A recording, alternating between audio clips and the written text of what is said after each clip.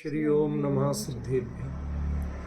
एष सुरासुरमणु सिन्धवन्दितं धोदगादिकं ममलं प्रणमामि वढ्ढमाणं तीर्थं धम्मस्कतारं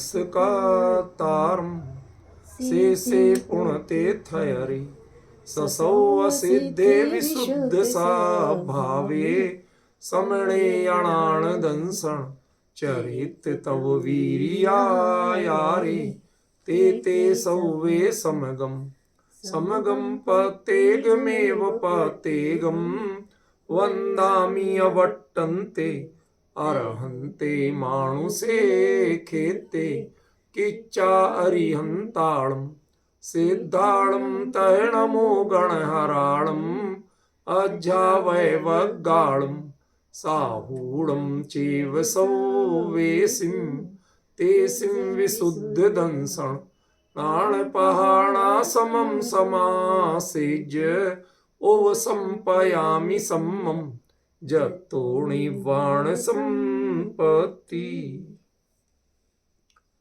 प्रवचन सार परमागम ज्ञान तत्व प्रज्ञापन महाधिकार गाथा 66 पृष्ठ 119। एगंतेण हि देहो सुहम्न देहिस् गुणदिशा गेवा विषयवशेण दुआ सोखम दुःखम वाहवदिशय मादा।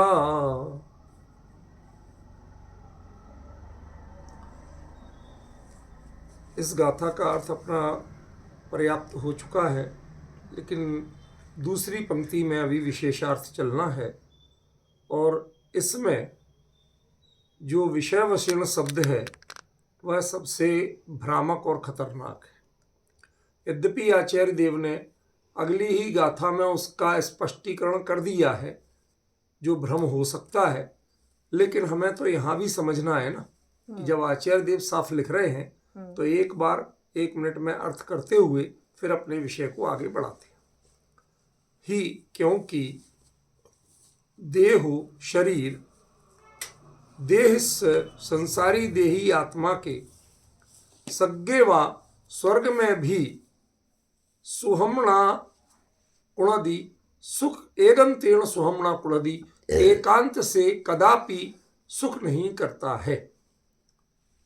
दु और आदा आत्मा स्वयं ही विषय वशीर्ण विषय के वशीभूत होकर सोखम दुखम व हवदि सुख या दुख रूप होता है, सुख या दुख का अनुभव करता है। अर्थ तो सरल हो गया, अर्थ में समस्या नहीं है। इसमें जो सबसे महत्वपूर्ण शब्द है विचारणीय वो है विषय वशीर्ण, विषय के वशीभूत होकर। और सामान्यतः लोग इसका अर्थ लेते हैं पंचेंद्रिय के विषयों के वशीभूत होकर। ठीक है ना? यह अर्थ यहां बिल्कुल भी नहीं है, क्योंकि देह कुछ भी नहीं करती है। जब देह का ही निराकरण कर दिया तो पंचेंद्रिय क्या देह में नहीं आएंगी? आएंगी। तो फिर उनका अलग से निराकरण करना पड़ेगा क्या? जब देह ही सुख नहीं कर सकती है तो पंचेंद्रिय के विषयों के वशीभूत होकर ये आत्मा स्वयं सुख दुख रूप कैसे हो सकता है? इस बात में हमें आपत्ति नहीं कि आत्मा स्वयं होता है, ये इंद्रियां करती नहीं है, या इससे हमें समस्या नहीं। समस्या ये है कि पांचों इंद्रियां भी तो देह की ही पार्ट हैं। समझ रहे ना? तो जब देह सुख नहीं कर सकती तो पंचेंद्रिय के विषय के वशीभूत होकर ये आत्मा स्वयं सुख दुख रूप कैसे हो सकता? मतलब सीधी सीधी बात, और अर्थ में समस्या नहीं है। विषय वशीर्ण का अर्थ पंचेंद्रिय के विषयों के वशीभूत होकर, इस बात पर, इस अर्थ पर समस्या है। ये अर्थ कदापि नहीं किया जा सकता। इसका अलग से खुलासा तो नहीं किया, लेकिन आज मैंने दोनों टीकाकारों को पढ़ा। अमृत चंद्राचार्य ने तो इसकी कोई टीका ही एक तरह से नहीं की। उन्होंने अकेले वैक्रियक शरीर की बात कह के, देव तो वैक्रियक शरीर वाले ही होते हैं, स्वर्ग वैक्रिक शरीर वालों का ही है, तो उन्होंने अकेले वैक्रिक शरीर वालों को भी जो सुख दुख नहीं होता है, लेकिन और विषयाणाम वशीण, अब किन विषयों के वशीभूत होकर उन्होंने खुलासा ही नहीं किया। जयसेनाचार्य ने इसका थोड़ा सा खुलासा किया कि कर्म बंध वशात, कर्म बंध के वश, यहां पर जो वश विषय वशीण को विषय का अर्थ उन्होंने कर्म बंध दिया। दिख रहा है नीचे, आराम से पढ़ लो, कोई टेंशन नहीं। इतनी समय तो हमें देना ही पड़ेगा आप लोगों को कि आखिरकार आप मूल ग्रंथ देख सकें, कहीं जरूरत हो तो उसको समझ सकें। तो इन्होंने दिया कर्मबंध, उन्होंने मात्र विषय के लिए विषय शब्द दिया। किसके विषय, ये कुछ खुलासा नहीं किया। अब हमें यह समझना है कि यदि इसे पंचेंद्रिय के विषयों के वशीभूत होकर ऐसा अर्थ किया जाए तो क्या आपत्ति है। पहली आपत्ति तो ऊपर की पंक्ति है कि जब देह नहीं कर सकती तो विषय कैसे कर देंगे। विषय की पंचेंद्रिय के विषयों का सेवन वो देह के बिना कहां से हो जाएगा, विदेही को कहीं होता है क्या, समझ गए ना। तो एक तो ये बात है। दूसरा, अगली गाथा निकालिए जरा,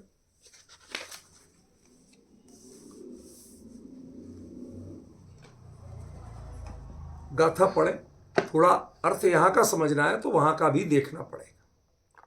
तिमिर हराजई दिट्ठी, 67वीं गाथा, 120 नंबर पेज।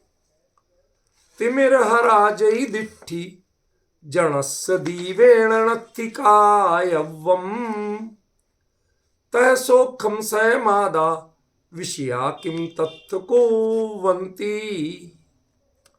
इसमें सारा अर्थ नहीं करूंगा, वो तो जब इस गाथा का क्रम आएगा तब करूंगा।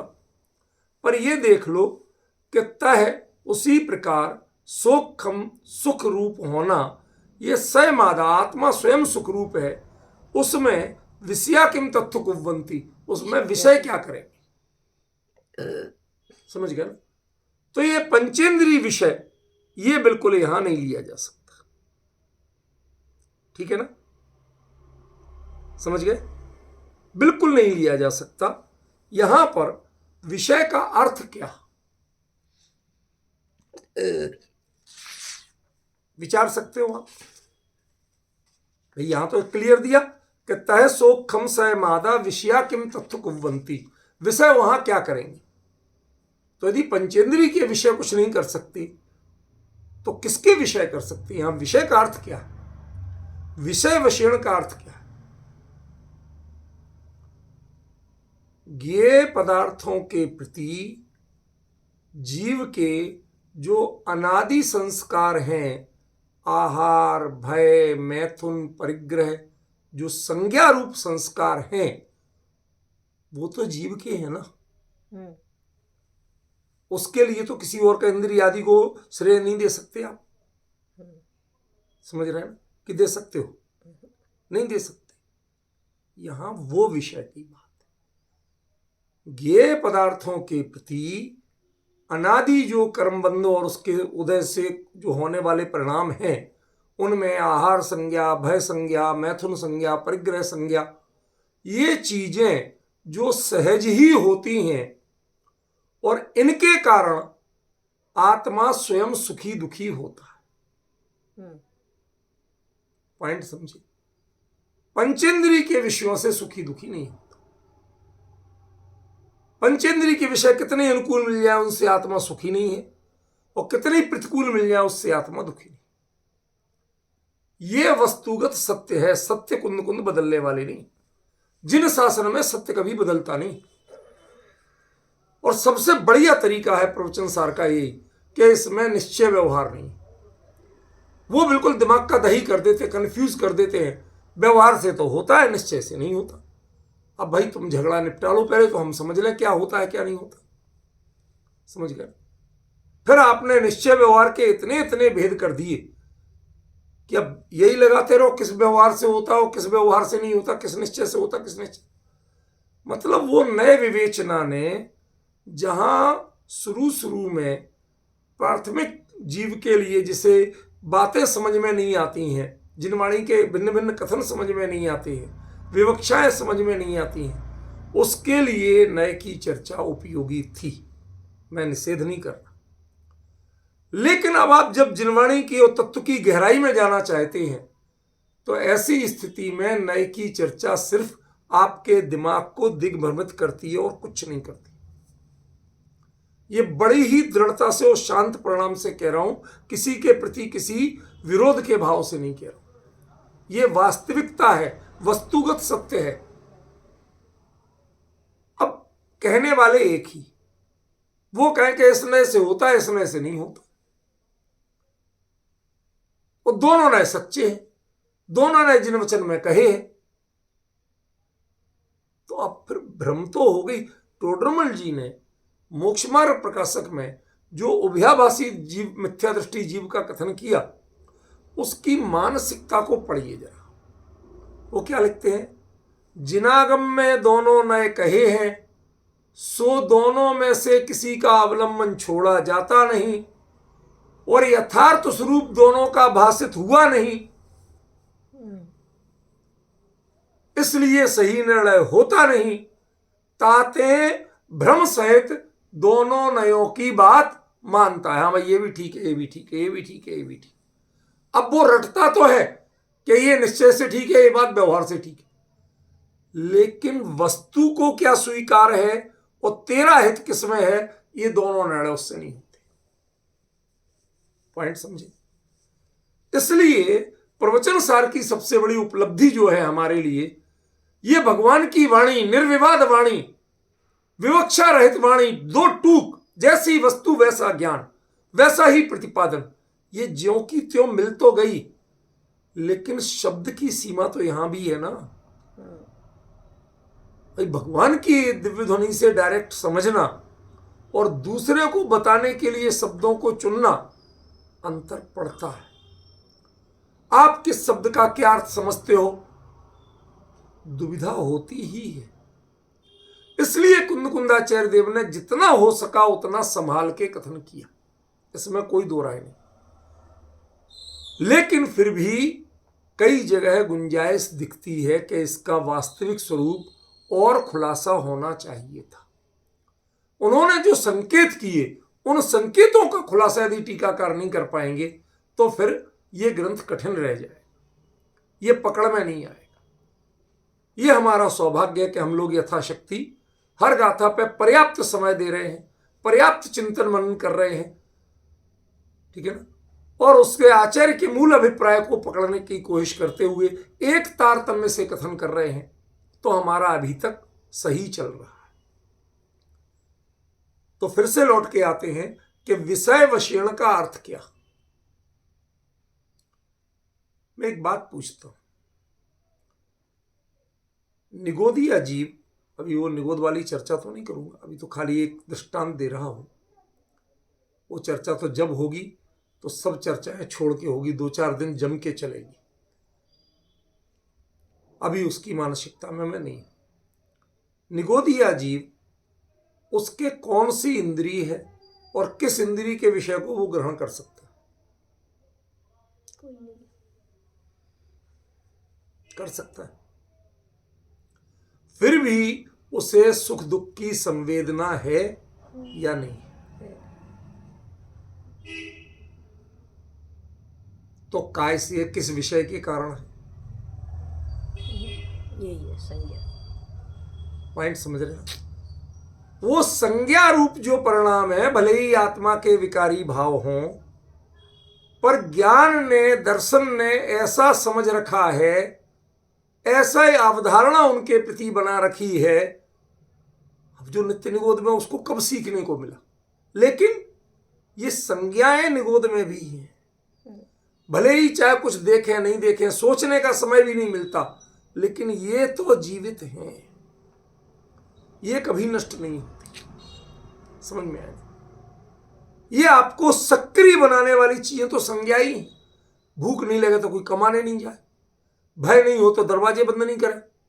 बताओ, रात को दरवाजे बंद क्यों करते, ताला क्यों डालते? भय के कारण, चोरों का भय, ठीक है, रोग का भय नहीं हो तो भोग भूमि के जीव कोई कसरत नहीं करते, योग नहीं करते, कुछ नहीं करते, घूमने भी नहीं जाते, अकेले विषय भोग करते। होता कि नहीं होता? तो आप करते हो क्योंकि रोग का भय, कभी भूख, कभी चोर का भय, कभी भूख की वेदना है, तो कुछ ना कुछ होता है, तब आहार, भय, मैथुन, परिग्रह ये संज्ञाएं होती हैं। समझ में? सहज ही, कोई सिखाता नहीं, फिर भी होती है। समझ गया ना? तो जो ये संज्ञाएं होती हैं, इन संज्ञाओं के जो सूक्ष्म परिणाम है, भले ही वो निगोद में एक श्वास में 18 बार जन्म मरण कर रहा हो, लेकिन पर्याय ज्ञान तो जिंदा है ना, कि मर गया वो? नहीं, जिंदा है। तो वो कुछ ना कुछ तो जान रहा है। उस सेकंड के 100वां हिस्सा सही, लेकिन 100वां हिस्सा जब आज की घड़ियां उसको कैलकुलेट करने में समर्थ हो गई, आप उतनी बारीक बनाने में समर्थ हो गए, तो फिर ये भी ज्ञानी ने तो इस सेकंड का 100वां हिस्सा निकाला। तो ज्ञान यदि सेकंड के 100वें हिस्से को निकाल सकता है, तो ज्ञान सेकंड के 100वें हिस्से को जान भी सकता है। तो उसका काम ही है, स्वभाव ही जानना। समझ गए ना? तो वो उस समय जो कुछ, ठीक है वो ज्ञायक को नहीं जानता, आत्मानुभूति नहीं करता, लेकिन कुछ ना कुछ तो जानता है। और वो जानता क्या है? त्रिकाली ध्रुव को नहीं जान के पर्याय ज्ञान होता। अब पर्याय जिस परिस्थिति में है निगोद, सामान्यतः वनस्पति काय में ही कहा जाता है, ठीक है ना? लेकिन उसमें भी मिर्ची भी वनस्पति का है और गन्ना भी वनस्पति का है, कड़वा करेला भी वनस्पति का है, कसेला आंवला भी वनस्पति का है, बहुत सारे हैं। समझ गए? किसी का स्वाद तीता है, किसी का फीका है, किसी का मीठा है, किसी का कड़वा है, किसी का कसायला है। तो जो कुछ भी परिणमित हो रहा है, वो उस समय की जो पर्याय का ज्ञान है, उसे चखने के लिए जीभ नहीं है, तो रस कैसे जाने? समझ गए? शरीर नहीं है तो स्पर्श कैसे जाने? भाई स्पर्श का ज्ञान तो स्पर्शेंद्रिय से होगा, और पूरा शरीर ही स्पर्शेंद्रिय है। गंध जान नहीं सकता, वर्ण जान नहीं सकता, आंख नहीं है, शब्द जान नहीं सकता, श्रोत्र नहीं है, पांचों इंद्रियों के विषय नहीं है, ना इंद्रियां हैं, ना इंद्रियों के विषय का ज्ञान है, फिर कौन सी पर्याय का ज्ञान हो रहा है? डिफरेंस समझ रहे कि नहीं समझ रहे? मैं थोड़ा इसके लिए एक दृष्टांत देता हूं, घबराइए मत, कभी कभी विषय सूक्ष्म आ जाता है, पर हमें समझना है। हमारे सारे श्रोता सुबुद्ध है, थोड़ी कोशिश करें, प्रयास करें तो समझ में आएगा। एक बात कहता हूं, जो असंगी जीव हैं उनमें विचारने की शक्ति है कि नहीं? शक्ति तो है। नहीं, शक्ति माने उस पर्याय की क्षमता की बात कर रहा हूं, स्वभाव की शक्ति की बात नहीं कर रहा। नहीं है। नहीं है तो चींटी संगी पंचेंद्रिय है क्या? नहीं है। फिर उसके अनुकूल रस और गंध की ओर वो चुन के आकर्षित होती है और बाकी में दूर होती है। हल्दी डाल दो तो भाग जाती है। मैं हिंसा की बात नहीं कर रहा हूं, दवाई की बात नहीं कर रहा हूं, मात्र हल्दी की बात कर रहा हूं कि वो डाल दो तो भाग जाती है। समझे? तो उसको इतनी समझ किसने सिखाई? कहां जाना कहां नहीं जाना किसने सिखाया? वो भी अपने अंडों को कहां देना, कैसे पालना, कैसे बिल खोदना किसने सिखाया? बारिश आने के पहले चींटियां कहीं भी जमीन फाड़ के एकदम निकलती हैं, जहां पानी भर सकता है, खतरा है, तो वो दूसरी जगह अंडे लेके जाती हैं। आपने देखा हो कभी कभी वो सफेद सफेद इतने लिए भाग रही हैं, कतार से भाग रही हैं। कई बार बारिश की ऋतु आने के पहले वो, चूंकि उन्हें जमीन के अंदर रहना है, ऊपर नहीं आना, बारिश से पानी भरा रहेगा खेतों वगैरह में, तो वो दाने ले लेके कितने गहरे जाके छुपाती, ताकि जब 4 महीने चौमासे के अंदर रहना है तो खाएंगे क्या? परिग्रह संज्ञा है। तो ये सारा निर्णय वो विचार के करती हैं कि बिना विचारे करती हैं?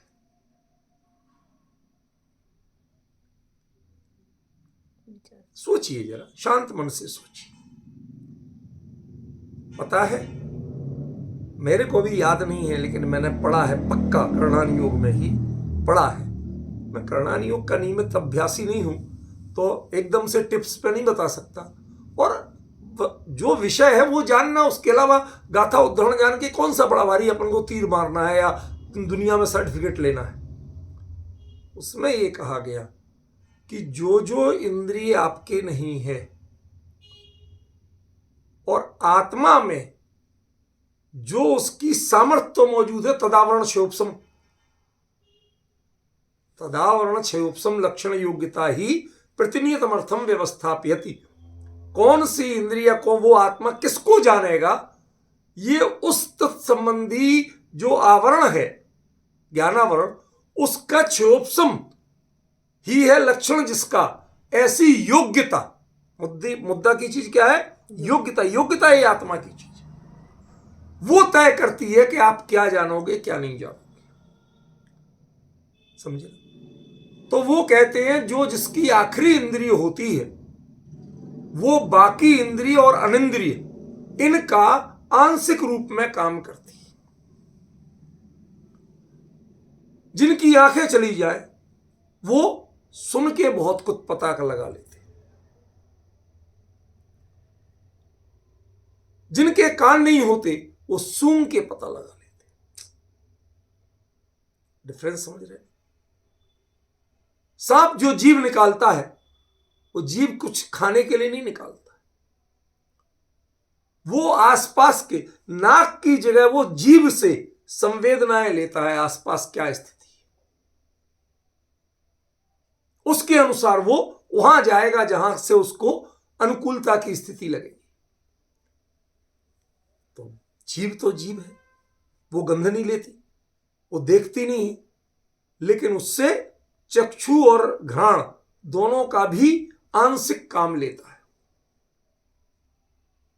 समझ रहे हैं? तो ये एक वास्तविकता है, एक काल्पनिकता नहीं। तो जब जो इंद्रिय आपके है ही नहीं, उस इंद्रिय का काम आत्मा कैसे कर लेता है? मन जब है ही नहीं तो हम जैसी कल्पनाएं नहीं कर सके, विवेचनाएं नहीं कर सके, भले ही चाहे अपने पेट भरने लायक काम करे, लेकिन उसका विचार और निर्णय वो करता है कि नहीं करता? अपनी देह की रक्षा का काम करे, पर उसके लिए भी ये ट्रेनिंग, ये नॉलेज किसने दी? हम अपने मंदिर में आसपास देखते हैं, रूपल बहन, बारिश आने वाली होती है, हम कि भाई साहब चींटियां निकलेंगी, जरा इन दोनों सावधान देख के चलना। वो सारी पता नहीं कहां कहां से छोटी छोटी दरार फाड़ के ढेर ढेर निकलेंगे। और देखेंगे जहां उन दोनों यदि एक चावल भी गिर गया तो उनको पता चल जाता है और सेकंड में दौड़ती आएंगी और वो चावल लेके भाग जाएंगी। मैं बताता हूं भाई, ये अपने बरसात के लिए अनाज का भंडार कर रही हैं, जान हथेली पे लेके, और एक चींटी का जितना वजन है उससे ज्यादा 4 गुना चावल है, पर वो ले जाती है। वैज्ञानिक बताते हैं चींटी अपने वजन से 8 गुना तक वजन ढो सकती है, एक चींटी। डिफरेंस इतनी रिस्क, इतना श्रम क्यों कर रही है? विचार के कर रही है कि बिना विचारे? पर विचार की शक्ति है, उसके पास मन है क्या? अब दोनों का टकराव समझ में आ रहा है। काम तो हो रहा है, लेकिन जिससे वो काम होता है वो चीज ही नहीं है, तो कैसे?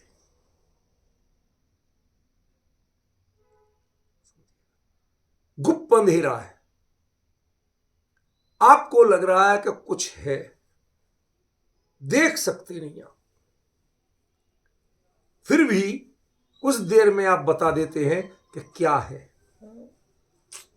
कुछ सुनते हैं आहटें, किस चीज की आहट आ रही है, सांसों की भी आ रही है तो किस टाइप की आ रही है, समझ रहे हैं?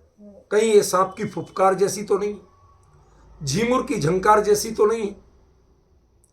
डिफरेंस समझ रहे हैं? अनेक तरह से आप उसको आइडेंटिफाई करने की कोशिश करते हैं। आपका ब्रेन एकदम सक्रिय होता है, वो ब्रेन उस इंद्री का काम कर रहा है जो आंख से दिख नहीं रहा, उसकी क्षति पूर्ति कर रहा है। समझ रहे हैं? आहट भी का भी हम ध्यान देते हैं। कैसी आहट है? सरसराहट की है या कदम रखने की है? करते कि नहीं करते बताइए? कभी गंध से पहचानते हैं। माने एक इंद्री के काम के लिए हमने बाकी सबको लगा दिया।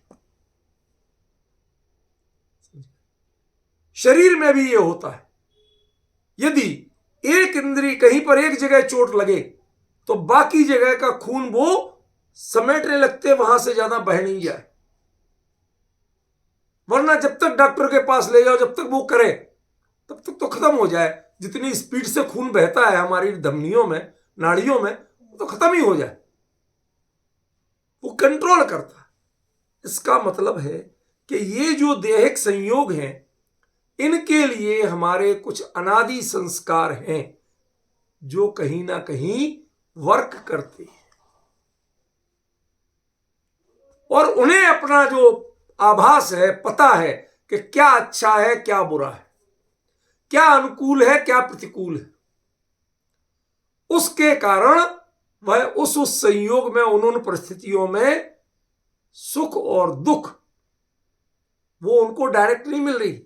गंध डायरेक्ट नहीं मिल रही, ना कहीं नहीं है गंध कैसे आई, कान ही नहीं है शब्द कैसे आएंगे, लेकिन उसके बावजूद वो उनको जानते हैं और उसके अनुसार प्रतिक्रिया करते हैं। पौधों में सुनिए जरा, मैं आज बताऊंगा जो विषय है उसको क्लियर करूंगा। पौधों में कान है, श्रवणेंद्रिय है? नहीं।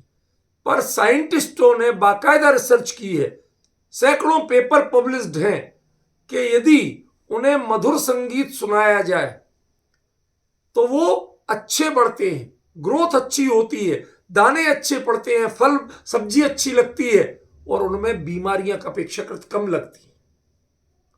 और यदि उन्हें भोड़ा संगीत भौं भौं ऐसा सुनाया जाए तो उनका ग्रोथ भी कम होती है, उनमें विकृति आती है फल सब्जी में।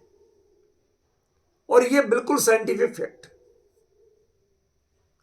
तो जिसके कान ही नहीं है उसने संगीत सुना कैसे?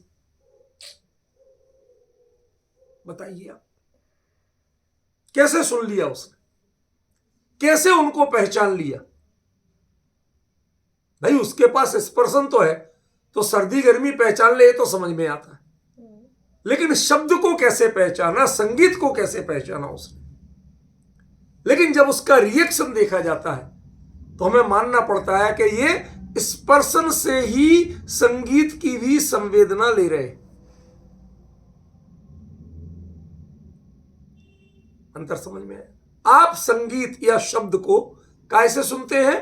कान से, लेकिन वो पूरे शरीर से सुनते, उसकी संवेदना लेते और उसके अनुसार सुख या दुख रूप रिएक्ट करते। विषय वशेण दुआदा, ये विषय के वशीभूत होकर, ये विषय का अर्थ यहां कोई ना पर्टिकुलर कर्म है और ना ही कोई पर्टिकुलर इंद्रिय है, ना ये इंद्रियों के विषय है ना कर्म के विषय है। क्योंकि यदि कर्म का विषय कहोगे तो जैसे देह पर है ऐसे कार्माण वर्गणा भी पर है। जब देह का प्रवेश आत्मा में नहीं है, देह से मिलने वाले तत्व का प्रवेश, ज्ञान का प्रवेश आत्मा में, जो ज्ञान माने पदार्थ का ज्ञान, उसका प्रवेश आत्मा में नहीं है, तो फिर कर्म का प्रवेश आत्मा, कर्म को तो और आत्मा जानती ही नहीं है, छद्मस्त जीव की जानता है। भाई कम से कम आग को आदमी जानता तो है, पर आप कर्म को जानते हो? कौन से कर्म का उदय चल रहा अभी, ये कल किसका आने वाला है, कुछ पता है? नहीं। कितने बचे हैं और कितने खिर गए, कुछ पता है? नहीं।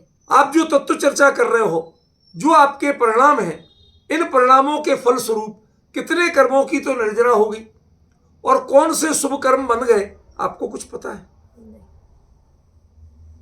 तो ये तो और भी कठिन है। जो विषय वशीकरण का अर्थ कर्मबंध कह दिया, ये तो और भी दूर हुई बात है। और पर तो पर है, पर का प्रवेश, जड़ का प्रवेश आत्मा में कैसे हो जाएगा? वो आत्मा को सुख दुख का कारण कैसे हो जाएगा? पॉइंट समझ रहे हैं?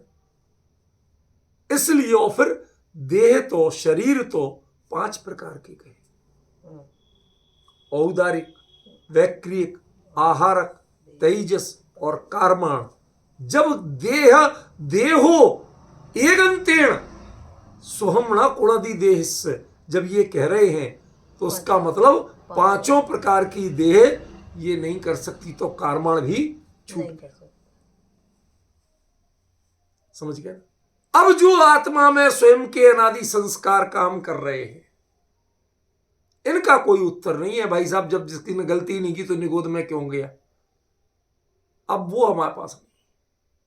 ये कोई सृष्टि क्रम नहीं है कि भाई साहब वो फैक्ट्री है, वहीं से जीव पैदा होते हैं और फिर धीरे धीरे, ये सब बेकार की बातें हैं। जैन दर्शन में जीव का किसी भी द्रव्य का जन्म नहीं माना गया। सहज वासना जन्य। समझ गए?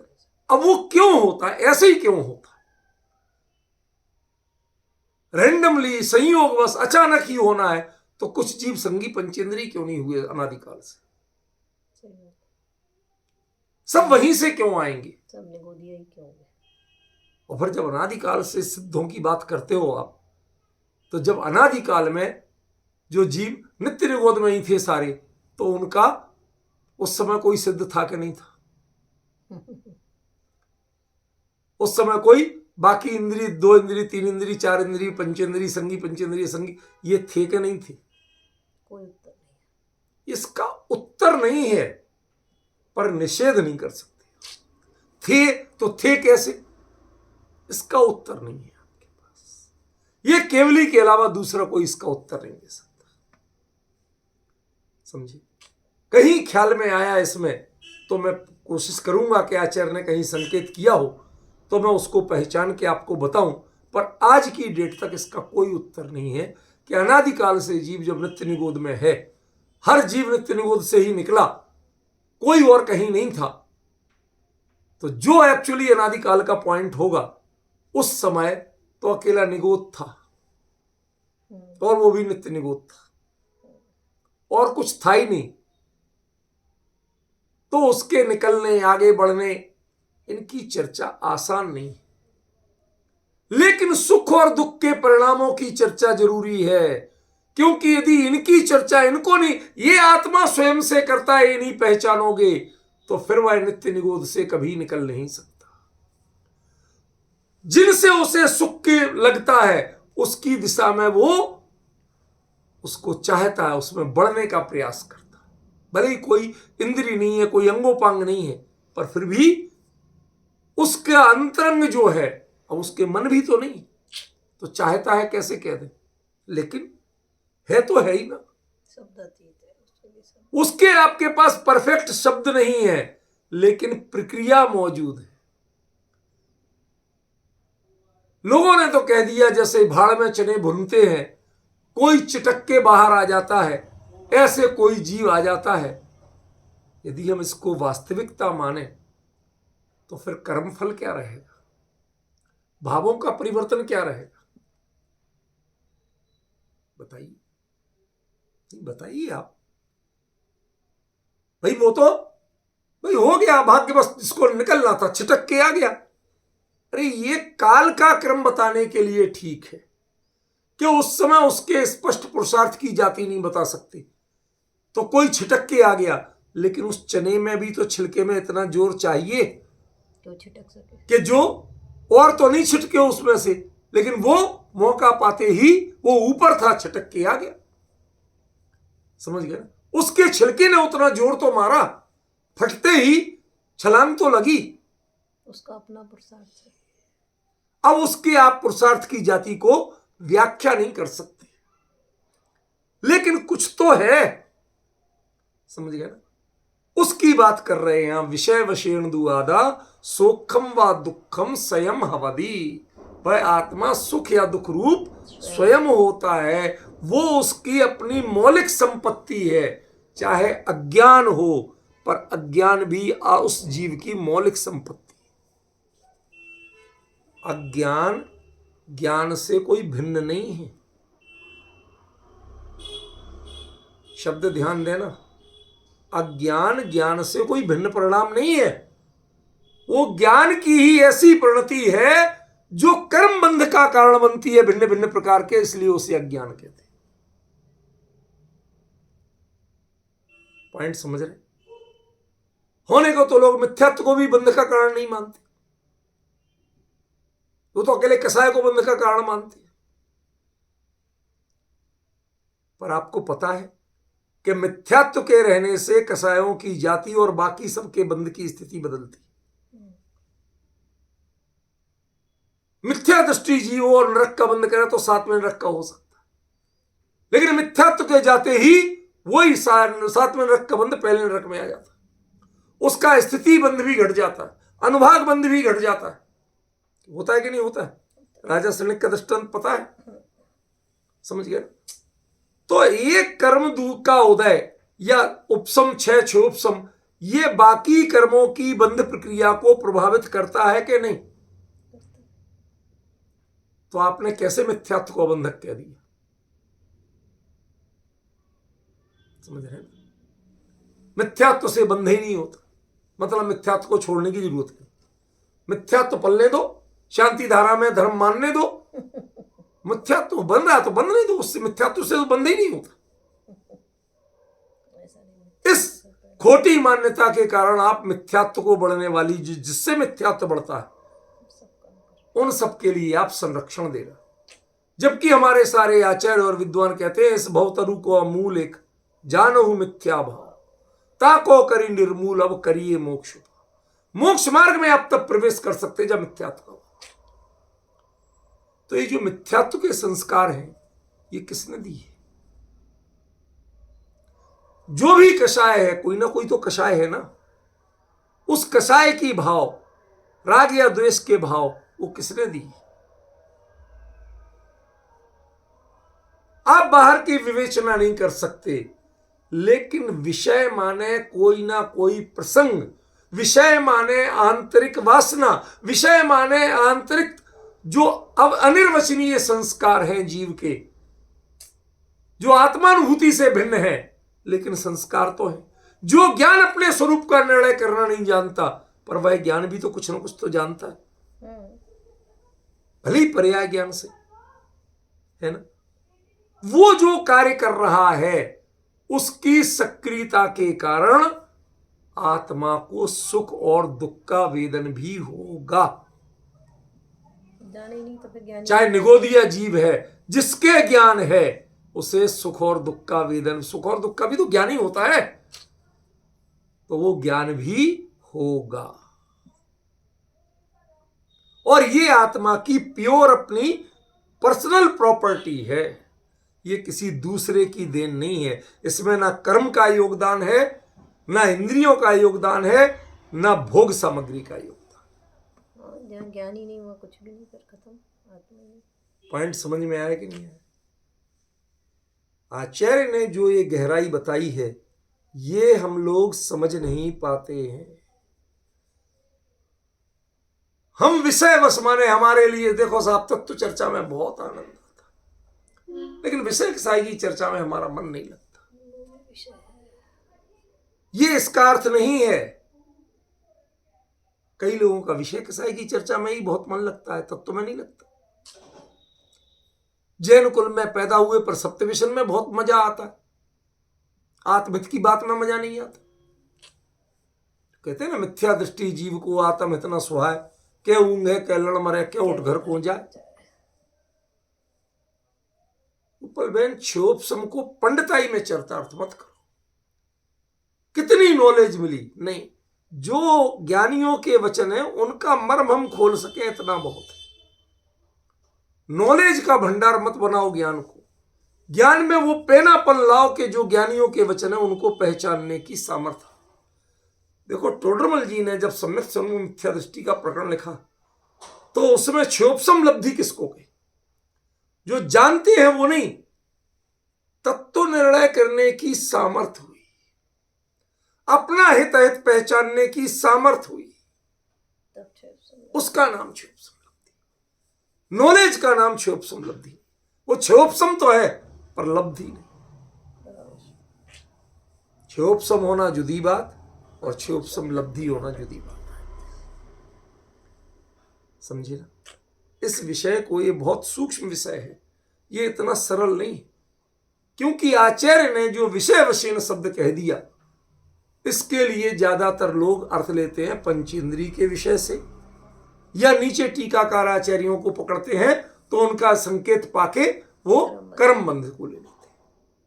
अरे भाई, जब देह नहीं कर सकते तो पांचों प्रकार की देह है, वो कर्म बंध जो कार्मण शरीर है वो कहां से कर? उसका प्रवेश आत्मा में कैसे हो जाएगा? आत्मा को वो फीडिंग कैसे दे देगा? वो सुखी दुखी कैसे कर सकता है?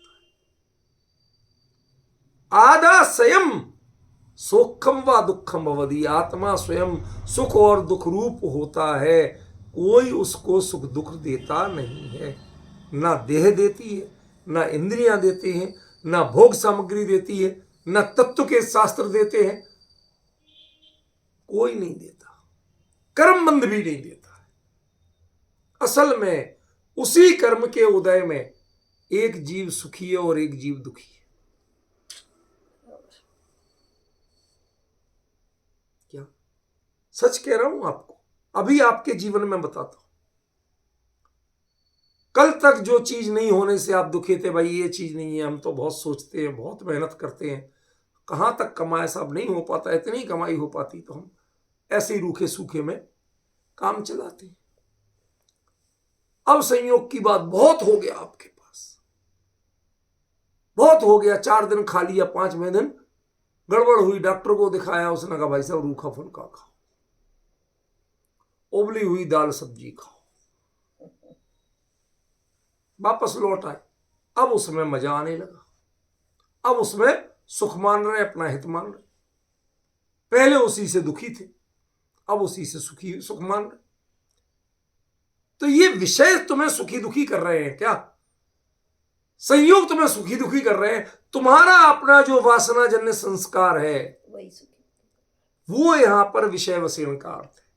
वो तुम्हें सुख और दुख के लिए उस संस्कार से प्रेरित होकर के आत्मा वैसा निर्णय करता है। देखो एक चीज बताऊं, बहुत सुंदर दृष्टांत दे रहा हूं, इसमें कोई ऐसी बात नहीं है जहां आपको खेद हो। मुनिराज जाना नहीं चाहते थे आहार के लिए, ध्यान चर्या में बहुत आनंद आ रहा था, बहुत मग्न थे। शरीर की डिमांड बढ़ी, बढ़ तो सकती है ना, 2 दिन से नहीं आहार के लिए गए थे, शरीर की डिमांड बढ़ी, एसिड आदि या कोई भी किसी भी रूप में, ठीक है ना, थोड़ी दैहिक कमजोरी के रूप में। तुमने कहा चलो आज अब शांति से स्वाध्याय या चिंतन नहीं कर पा रहे, थोड़ा व्यवधान लग रहा है, चलो वो आते मांग रहा है तो दिला देते, बहुत हल्ला कर रहा है तो, जैसे घर में बच्चे ज्यादा जिद करते ना, मैं खिलौना चाहिए खिलौना चाहिए, तो लाख काम छोड़ के भी आप दिलाने जाते हो कि नहीं जाते हो? तो उसमें कोई खुश होके जाते हो? मजबूर होके जाते हो। तो वो भी मजबूर होके आहार के लिए निकले। अब पड़गाए भी गए, अटपटी प्रतिज्ञा ली थी पर वो भी पूरी हो गई, पड़गाए गए, आहार लेना भी शुरू कर दिया। 2 निवाले ले पाए थे, इतने में कोई अंतराय का प्रसंग बन गया। अब जो आहार दे रहे थे वो सब लोग बहुत दुखी, अरे हमने इतनी सावधानी रखी थी, कैसे ये भूल चूक हो गई, एक छोटा सा बाल कैसे आ गया। अब इनकी बहुत विवेचना आप नहीं कर सकते, खाना बनाओ करो, आटा गूंथना, दाल सब्जी बनाना, संवारना, छोंकना, कब कौन सी चीज हो जाए, कब झप जाए पता नहीं चलता। कई बार आप लाख बांध के रखो, कुछ भी कर लो। अब वो बड़े दुखी, हे राम, कहां से कहां ऐसी बात हो गई, कहां से कहां एक छोटा सा बाल चला गया और अंतराय हो गया। और मुनिराज कहते बिल्कुल खेद मत करो, बहुत अच्छा हुआ, मेरा तो मन ही नहीं था, मैं पहले ही जल्दी जाना चाहता था अपना वापस। जो विषय चल रहा था अंतरंग श्रद्धान का, चिंतन का, मनन का, अनुभव का, मैं उसकी तारतम्यता को बढ़ाना चाहता था। तुमने हमारे ऊपर अंतराय नहीं किया, तुमने हमारे ऊपर उपकार किया। जो घटित हुआ वो हुआ, खेद मत करो। और वो सच्चे मन से कह रहे, तसल्ली देने के लिए नहीं कह रहे। अब बताओ, वो बाल का निकलना खेद का कारण है, दुख का कारण है, कि सुख का कारण है?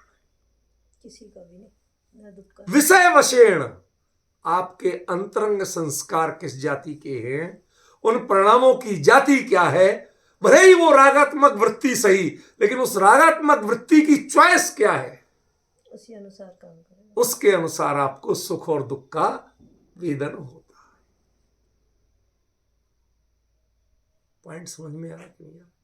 ये विषय विषयों का अर्थ नहीं निकला तो बहुत भटकोगे, बहुत भ्रम होगा इस गाथा से। कहना बहुत आसान है कर्म के उदय से, दरअसल कर्म का उदय क्या करेगा बताइए। महापुरुषों के जीवन में जितने उपसर्ग आते हैं वो पुण्य कर्म के उदय से नहीं आते, कि पुण्य कर्म के उदय से आते नहीं। लेकिन सालों की तपस्या सेकेंडों में सार्थक हो जाती है, केवल ज्ञान हो जाता है उपसर्ग के काल में। अब बताओ क्या कहोगे? तो कह ही सकते भाई साहब, कुछ भी कहो, अगले ने अपने भाव खोटे किए, लेकिन मेरे ऊपर तो उपकार ही कर दिया, मजा आ गया। जो उपलब्धि इतने में नहीं मिली थी वो मिल गई। समझ में आया? आपको रात को अचानक लाइट चली गई, इन्वर्टर सेटिंग थी नहीं, ठंड बहुत भयंकर थी, अब रजाई में दुबके दुबके भी काम नहीं चल रहा था। तो निकल के जरा बाहर देखने को आए कि लाइट ही गई है, हमारी ही गई है, सबकी गई है। अपनी गई हो तो कहीं देखे कहां फॉल्ट हुआ, और सबकी गई हो तो वैसा देखे। तो आप निकल के बाहर आए और उसी समय भूकंप आ गया। आप घर से बाहर थे, छत गिर गई। अब बताओ पुण्य के उदय से हुआ या पाप के उदय से? व्याख्याएं आप अलग अलग कर सकते हो। आपका अंदर जान बची, यदि आपको प्राण प्यारे हैं तो आपको पुण्य का उदय नजर आएगा, वो पुण्य का उदय नजर आएगा। मैं आपको सच्ची बात बताता हूं अपने जीवन की, ऐसी कई घटी हैं पर एक ही बता रहा हूं। एक बार मुझे किसी जरूरी काम से बॉम्बे जाना था, मैं गांव में था ललितपुर में, तो वहां एक ही सुपरफास्ट ट्रेन थी पुष्पक एक्सप्रेस, उस समय 4 बजे जाती थी सही, पर रोज वो उसका ये नियम चल रहा था कि 20-25 मिनट लेटे ही आती थी, वो कभी टाइम पे नहीं आती थी। अब मैं 3 बजे उठ तो गया, गर्मी के दिन थे, कोई ऐसी बात नहीं थी, पर तैयार हुआ अपना जो फॉर्मेलिटी करना थी नहा धो के, तो मैंने जिद की मैं पूरा नहा के ही जाऊंगा, आदत है नहा के सेव करके तब निकलूं। तो वो करने लगा।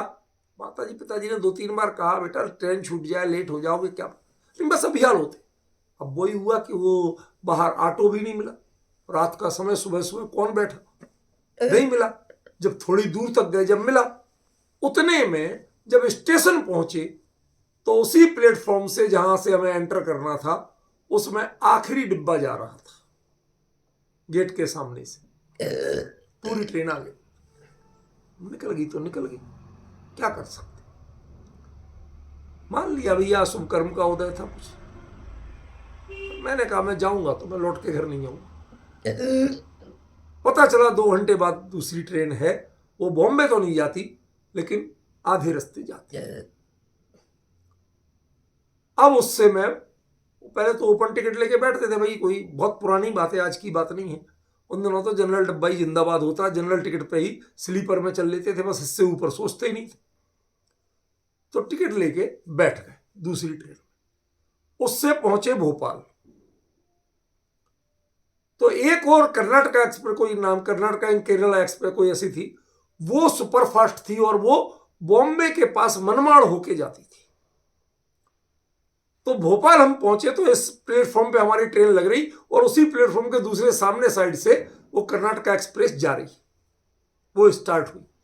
मैं इसमें से हल्की स्लो हो गई थी, चलते में से ही उतरा और उसमें चलते में ही चढ़ गया।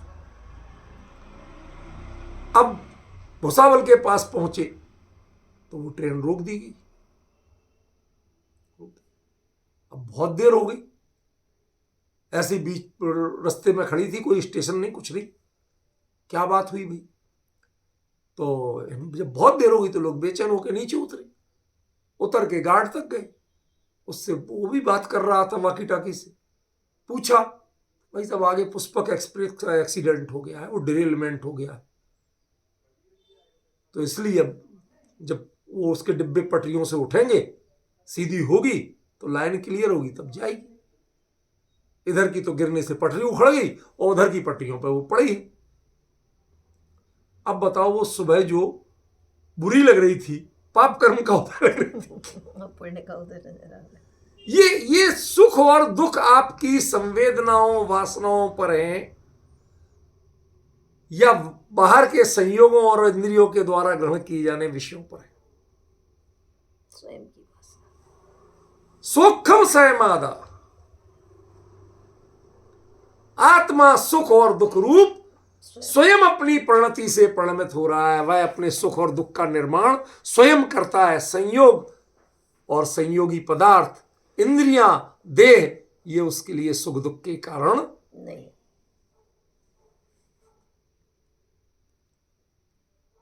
समझ में आ रहा है?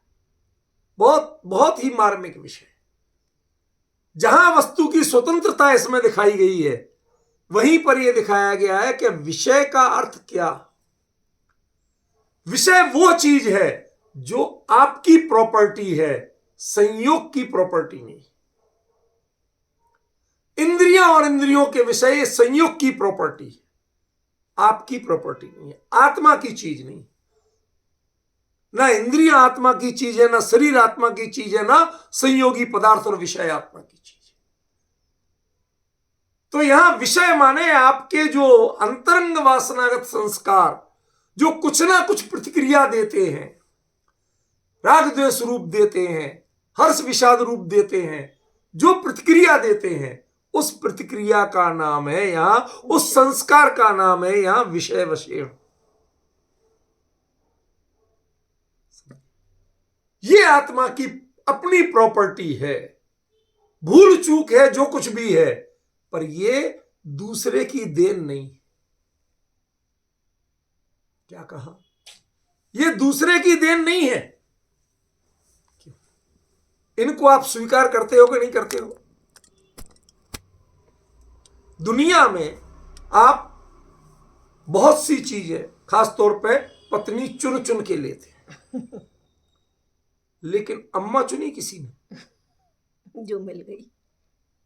और जो भी मिली उसमें मातृत्व पूरा आपको मिला और आपने अपनी ममता पूरी मिली, और आपका श्रद्धान उसमें कभी चॉइस करता है कि मेरी मां सुंदर नहीं है, मेरी मां गोरी नहीं है, मेरी मां लंबी नहीं है? कभी इसमें आपको खेद हुआ? क्यों?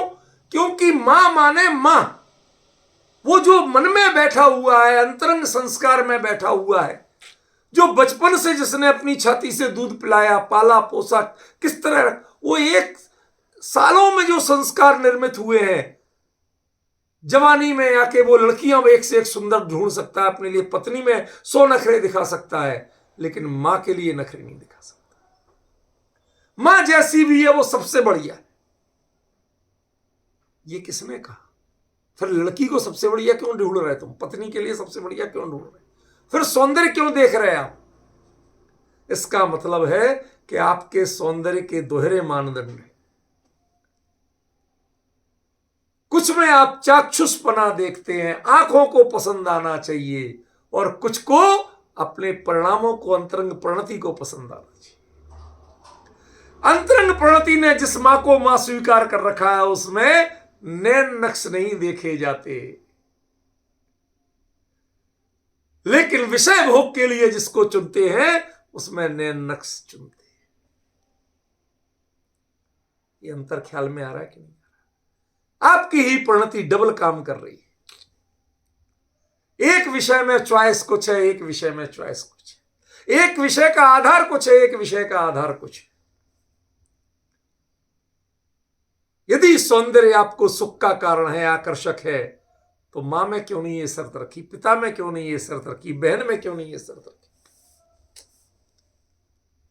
अंतर समझ रहे हो कि नहीं समझ रहे? ये जो अंतरंग संस्कार आपका निर्णय जो देता है, उसका नाम है यहां विषय वशीर्ण। समझ गए? ये इंद्रियों के विषय नहीं है, ये कर्म के उदय के वशीभूत होकर नहीं है। ये वह अंतरंग संस्कार हैं जिनकी विवेचना आप कर्मों के आधार पर भी नहीं कर सकते, क्योंकि अत्यंत पाप कर्म के उदय में भी कोई जीव प्रसन्न हो सकता है और अत्यंत पुण्य कर्म के उदय में भी कोई जीव दुखी रह सकता है।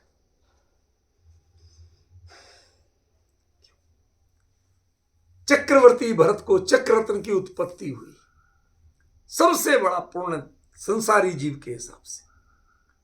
तीर्थंकर वगैरह का छोड़ दो, उसके बाद मनुष्यों का सबसे बड़ा पुण्य। और तीर्थंकर की दिव्य देशना, उधर केवल ज्ञान हुआ, उनकी दिव्य देशना का योग हुआ। अब वो छूट रही तो चक्ररत्न को दुत्कारते तो चला जा भाई, नहीं चाहिए मुझे। सारी दुनिया तुझे उपलब्धि मानती हो, लेकिन मेरे लिए तू कष्ट का कारण। बाकी लोग कह के क्या पागल आदमी हो गए जो चक्ररत्न को मना कर रहा है? तो मेरे तो पूर्ण नहीं है ऐसा, तो मुझे मिला होता तो मैं तो बिल्कुल नहीं मना करता। ये है विषय वशीर्ण। आपके अंतरंग प्रणति का संस्कार क्या बोल रहा है? यह आत्मानुभव की बात नहीं है, लेकिन परिणामों की जो जाति बदलती है, आपकी रुचि बदलती है, आकर्षण का विषय बदलता है, किसमें हर्ष और विषाद का अनुभव होता है, ये निर्णय आप जो करते हो ना, उस प्रणति का नाम है विषय वशीर्ण। ख्याल में आया रूपल में? देखो ये बात आसान नहीं थी।